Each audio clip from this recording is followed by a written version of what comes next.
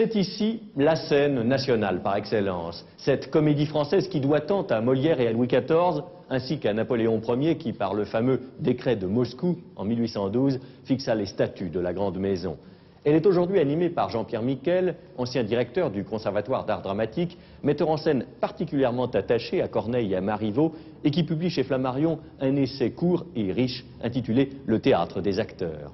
Le théâtre est aussi ancien que la société et depuis Aristote au moins, on s'interroge sur son étrange fonction différente de celle des autres arts. C'est que pour exister pleinement, le texte théâtral a besoin de l'interprétation humaine dont se charge l'acteur.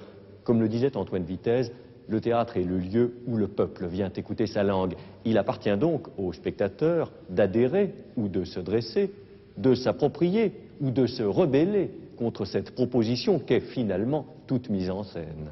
Jean-Pierre Miquel a le sens de la formule et une pratique de la scène et des interprètes faite de finesse et d'humilité. Il rappelle à propos la différence classique entre acteurs et comédiens, telle qu'illustrée par Jouvet et par Jean-Paul Sartre, mais c'est aussi entrer dans le concret du théâtre, évoquant par exemple l'atmosphère si particulière des soirs de première ou encore les rêves de gloire des débutants. Son livre sent la poudre de maquillage, parfum suprême pour qui aime le théâtre.